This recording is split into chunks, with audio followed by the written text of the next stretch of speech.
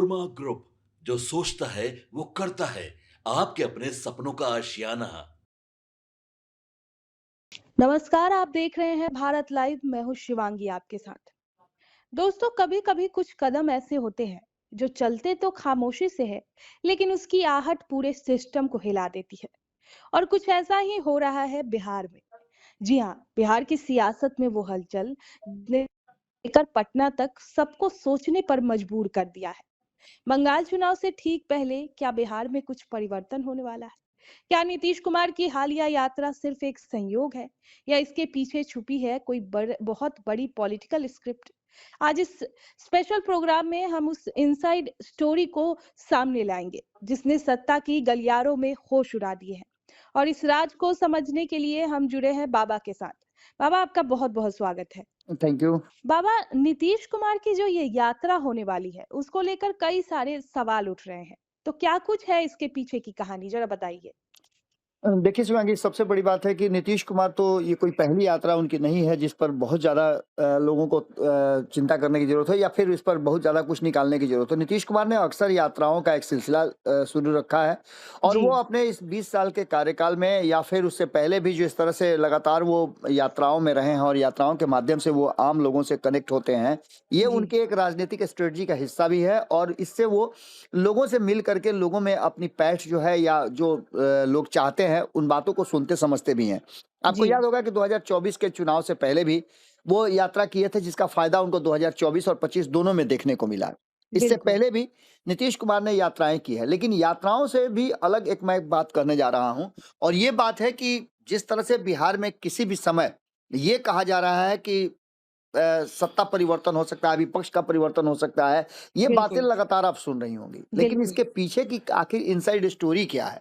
आपने पूछा भी था कि क्या है इनसाइड स्टोरी जिसके कारण ये बार-बार सवाल खड़े किए जा रहे हैं, जबकि आपको पता है कि 243 सीटों वाले विधानसभा में 202 सीटें लेकर के एनडीए गठबंधन मजबूत आधार के साथ सरकार जी। चला रही है। जी। लेकिन सबसे बड़ी बात ये है कि इनमें 5 दल हैं और इन 5 दलों के बीच में सामंजस्य बिठाना बहुत आसान नहीं है, क्योंकि आपको याद होगा कि 2010 में जब नीतीश कुमार और भारतीय जनता पार्टी मात्र 2 ही दल थे, तब सामंजस्य नहीं बैठ पाया था। कई बातों को लेकर के भले ही सहमति-असहमति का खेल चल रहा हो, लेकिन एक मुद्दे पर आकर के नीतीश कुमार ने भारतीय जनता पार्टी से अपना रिश्ता समाप्त कर लिया था और जी। एनडीए गठबंधन बिहार में टूट गया था। इस बार भी इसी तरह की कई बातें जो है वो पैरेलली चल रही हैं।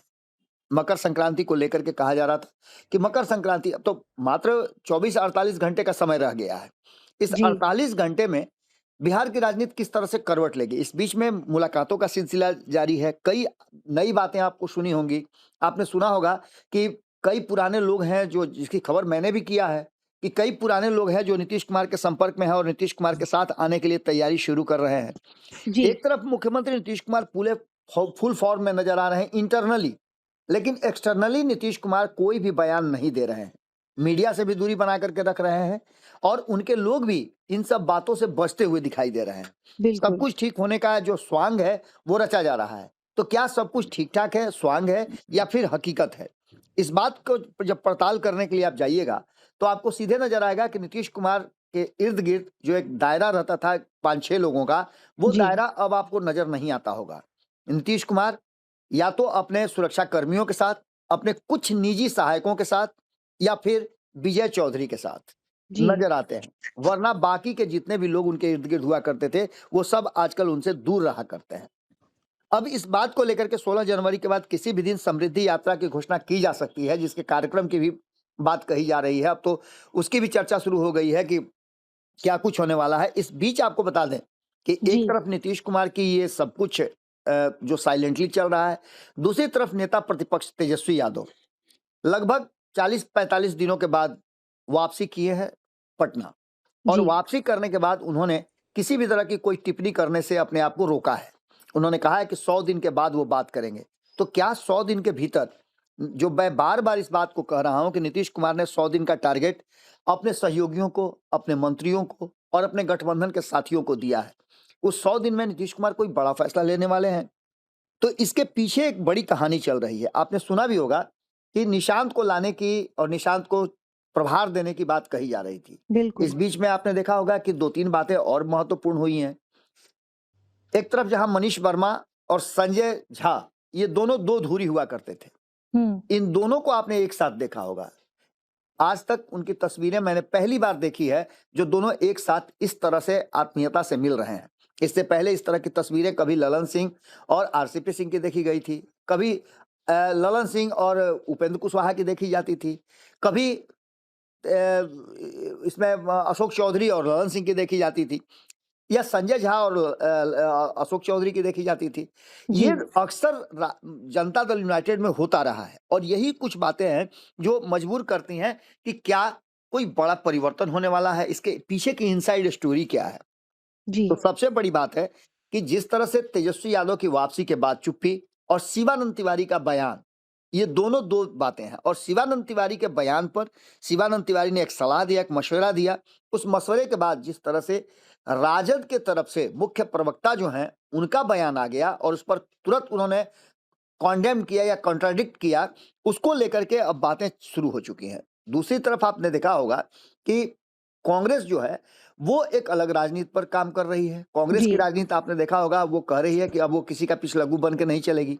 पिछले चुनाव में भी इसका काफी बड़ा घाटा जो है वो झेलना पड़ा है महागठबंधन को, क्योंकि कांग्रेस और राजद के बीच में सामंजस्य नहीं बन रहा था। लास्ट पीरियड में आपने देखा होगा कि एक राउंड का नॉमिनेशन फाइल होने के बाद दूसरे राउंड के नॉमिनेशन फाइल होने तक यह स्पष्ट नहीं था कि कौन कितने सीट पे लड़ रहा है। एक दूसरे के विरुद्ध फ्रेंडली फाइट हुई, उम्मीदवार उतारे गए।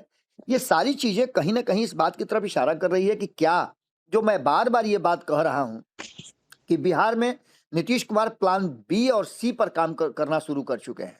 प्लान बी या तो वो एनडीए गठबंधन को छोड़ करके महागठबंधन की तरफ स्विच करेंगे, लेकिन वहां भी जो परिस्थितियां अभी चल रही हैं, आपने देखा होगा कि तेजस्वी यादव की पार्टी, परिवार और उनके व्यक्तिगत तीन जगह से वो लगातार परेशान हैं।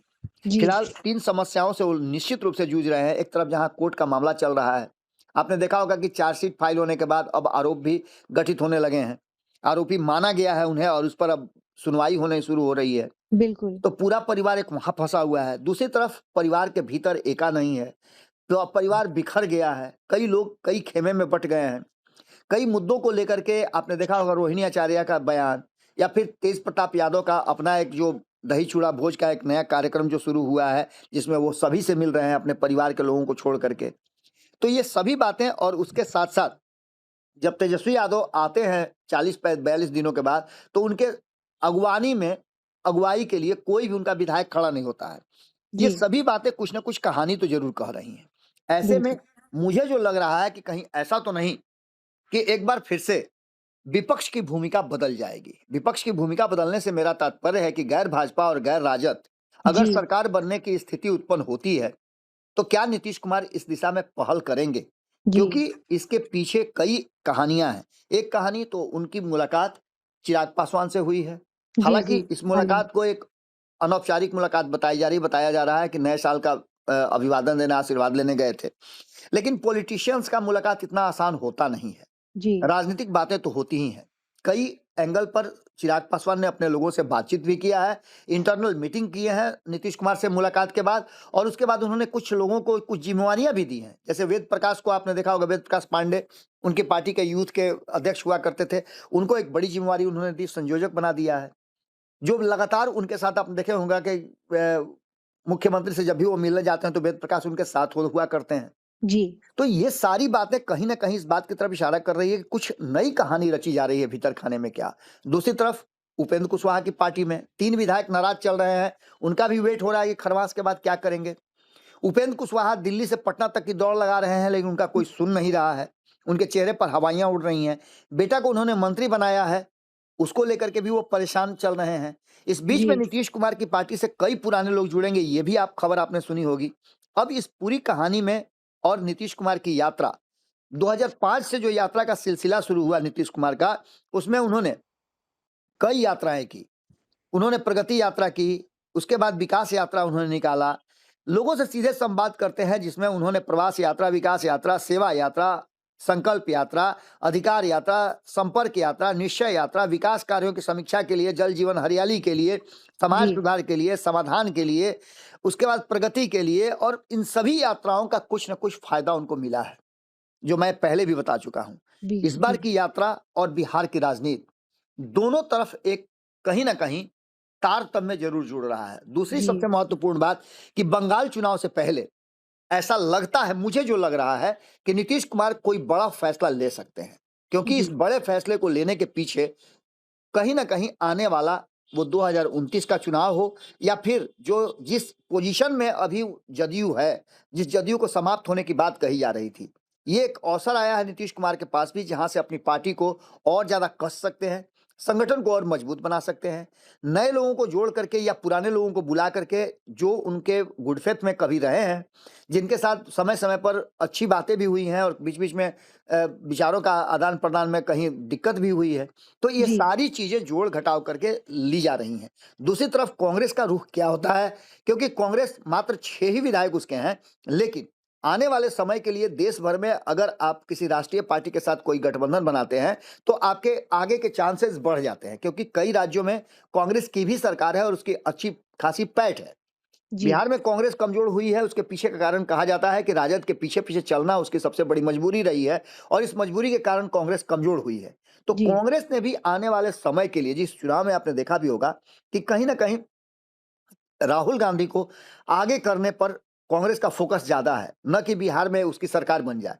अब जी ऐसी स्थिति में नीतीश कुमार के पास यदि कोई ऑफर है या ऑफर लेकर के नीतीश कुमार जाते हैं, तो किसी को भी कोई इनकार नहीं होगा, क्योंकि सत्ता का मलाई तो सभी भोगना चाहते हैं, सत्ता की मलाई सभी खाना चाहते हैं।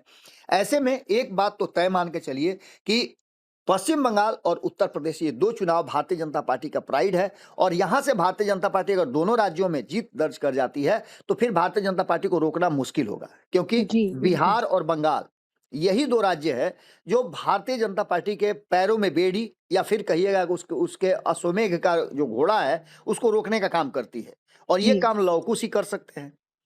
एक बार फिर से लवकुश में नीतीश कुमार ही आते हैं, और नीतीश कुमार अगर ये फैसला ले चुके हैं भीतर ही भीतर कि उन्हें कोई बड़ा फैसला लेना है, तो निश्चित रूप से पश्चिम बंगाल से पहले आपको देखने को मिल सकता है कि सबके वो होश उड़ा देंगे। यात्रा ये सिर्फ यात्रा नहीं है, बल्कि इस यात्रा के माध्यम से वो ये देखना चाहते हैं कि उनको 85 और भारतीय जनता पार्टी को 89 सीटें क्यों आई। जी अगर उनके जनाधार को बढ़ने का कोई चांस आता है, तो एक चीज तो साफ नजर आ रहा है कि कई लोग, कई दल के विधायक नीतीश कुमार यदि भाजपा का साथ छोड़ देते हैं तो नीतीश कुमार के साथ आने के लिए तैयार हैं। एआईएमआईएम के भी विधायक एक तरह से समझिए तो लाइन में खड़े हैं। नीतीश कुमार जिस दिन ग्रीन सिग्नल दिखा देंगे कि भाई अब हम अलग हो रहे हैं, उस दिन वो अपने आप को, बहुत हद तक संभावना है कि नीतीश कुमार के पार्टी में अपने आप को जोड़ लेंगे। तो ये खेल और ये सिलसिला लगातार जारी है। बिहार जी में किसी भी समय अगर विपक्ष परिवर्तन हो जाए तो मुझे तो कोई आश्चर्य नहीं होगा, क्योंकि नीतीश कुमार को अपनी पार्टी और आने वाला भविष्य दोनों सिक्योर करना है, और नीतीश कुमार एक गुड नोट पे राजनीति से संन्यास लेंगे, ये भी बात तय है। जी बाबा, इन सब चीजों में बंगाल की काफी ज्यादा चर्चा हो रही है, तो बिहार की राजनीति में जो इतनी बेचैनी है, उसका असर क्या बंगाल चुनाव पर भी देखने को मिलेगा? निश्चित रूप से शिवांगी, जिस दिन नीतीश कुमार एनडीए गठबंधन से अलग हो गए, देखिए जी नीतीश कुमार के एनडीए में रहने का फायदा निश्चित रूप से बंगाल चुनाव में भारतीय जनता पार्टी को मिलेगा, क्योंकि पिछले चुनाव 2021 में भी हमने देखा है कि नीतीश कुमार ने साइलेंटली समर्थन किया था, हालांकि वहां चुनाव नहीं लड़े थे, उन्होंने जी समर्थन कर दिया था 2021 में। तो उसका फायदा मिला था कि जो 20 या 15 सीटों पे हुआ करती थी वो 77 सीटों तक पहुंची। जी इस बार भी चूंकि एक गुड नोट पे बिहार का चुनाव खत्म हुआ है और यहाँ एनडीए गठबंधन का बेहतर प्रदर्शन हुआ है, तो ऐसे में अगर नीतीश कुमार एनडीए के साथ हैं, भाजपा के साथ हैं, तो भाजपा का प्रदर्शन बेहतर हो सकता है। लेकिन संभावनाएं इस बात को लेकर के कम होती हैं, छीन होती है। एक संशय पैदा होता है कि नीतीश कुमार आखिर भारतीय जनता पार्टी को मजबूत करने के लिए क्यों आगे बढ़ेंगे, जी क्योंकि जितना मजबूत होगी भारतीय जनता पार्टी, नीतीश कुमार उतना कमजोर होंगे। लालू प्रसाद के कमजोर होने, विपक्ष के कमजोर होने से भी नीतीश कुमार को घाटा होगा, और क्षेत्रीय दल ये समझ रहे हैं कि भाजपा के मजबूत होने का मतलब है क्षेत्रीय दलों का आधार घटना। तो जी निश्चित रूप से बंगाल की चर्चा तो होनी ही होनी है। जी बहुत बहुत शुक्रिया बाबा आपका। तो दोस्तों, क्या बिहार की राजनीति एक बार फिर करवट लेने जा रही है? क्या बंगाल चुनाव बनेगा बिहार की सत्ता का टर्निंग पॉइंट? सवाल कई है, संकेत साफ है और जवाब वक्त देगा। लेकिन एक बात तो तय है कि बिहार की सियासत में तूफान आने वाला है। हम इस कहानी पर हर पल नजर रखेंगे। इस खबर में बस इतना ही। अगर आपका कोई सवाल है तो कमेंट बॉक्स में हमें जरूर पूछें। आपके सपनों को हमने सजाया है, ई होम्स पैनोरामा को हमने बनाया है। ई होम्स मेरा एक सपना था जिस पे मैं पिछले 4 साल से काम कर रहा था। हमने जो बनाया है वो सबने है माना। ई होम्स पैनोरामा में हो आपका भी आशियाना। और फाइनली हमने 2021 में इस प्रोजेक्ट को लॉन्च किया। बहुत लोग अप्रिशिएट कर रहे हैं कि पूर्णिया जैसे शहर में, बिहार के, एक तो बिहार की बात करें उसमें भी पूर्णिया जैसे छोटे जगह में इस तरह का लाइफस्टाइल देना, ये सुन के हम लोगों को बहुत अच्छा लगता है। ई होम्स में हमने कुछ और भी किया है, जैसे हम जिस जगह में रह रहे हैं हमारे फैमिली सिक्योर हो, उनको सिक्योरिटी का ध्यान में रखा है।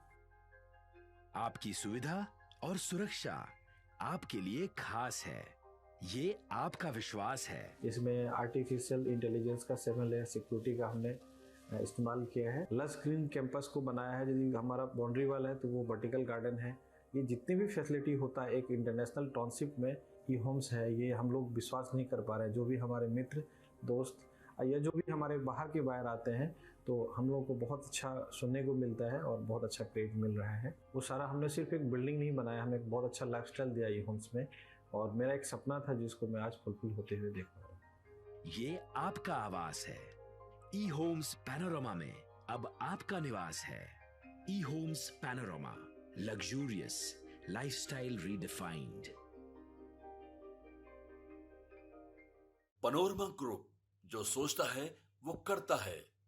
अगर ये वीडियो पसंद आई और वह बिहार के राजनीति और बिहारियत से सरोकार रखेनी तो सब्सक्राइब बटन दबा के चैनल के सब्सक्राइब कर ली। ओजे एगो घंटी बा, ओकरा बटन दबा देला से कुल सटीक और मारक खबर रुआ मुफ्त में मिल जाई।